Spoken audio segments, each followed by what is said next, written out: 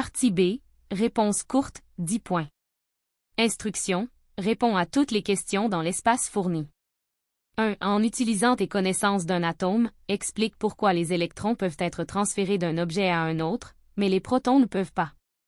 2. Utilise le diagramme d'un circuit ci-dessous pour répondre aux questions suivantes, 3 points. Calculer la résistance de l'ampoule en utilisant la loi d'Ohm. Si une deuxième ampoule est ajoutée à ce circuit, est-ce que la résistance totale va, encercler 1. Augmenter ou diminuer. 4. Regarde les diagrammes de circuit ci-dessous et complète les tableaux suivants. Partie C, étude de cas, 10 points. Instruction, lisez bien l'étude de cas et complète toutes les questions dans l'espace fourni. Les changements cellulaires dans le lièvre d'Amérique. Les renseignements.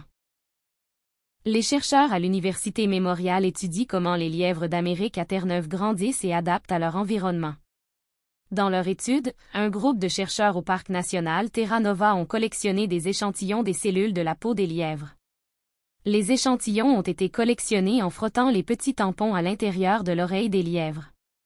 Ce processus est inoffensif. Les échantillons sont retournés au laboratoire et placés sous un microscope pour observer la mitose, le processus que les cellules utilisent pour se diviser et former de nouvelles cellules. Voici les résultats. Les résultats d'échantillons cellulaires. Caractéristiques d'échantillons A. Les chromosomes sont alignés au milieu de la cellule. Des microtubules sont attachés à chaque chromosome. Le noyau n'est plus visible. Caractéristiques d'échantillon B. Les chromatides sœurs sont séparées lors de la division cellulaire. Il manque un petit morceau d'ADN à une chromatide, et la chromatide endommagée est transmise à une cellule fille. Des semaines plus tard, le lièvre commence à développer des taches de fourrure blanche qui ne changent pas avec les saisons, et les chercheurs pensent que cela est lié à la section manquante de l'ADN. Image A. Les chromosomes dans le noyau d'échantillon A. Partie C. Analyse d'études de cas. Instruction. Répondez aux questions suivantes en utilisant les informations de cette étude de cas et votre compréhension des concepts abordés en sciences. Dans quelle phase de mitose se trouve la cellule de l'échantillon A? Dessinez un schéma de ce à quoi ressemblerait cette cellule. Dans quelle phase de mitose se trouve actuellement la cellule de l'échantillon B? Dessinez un schéma de ce à quoi ressemblerait cette cellule.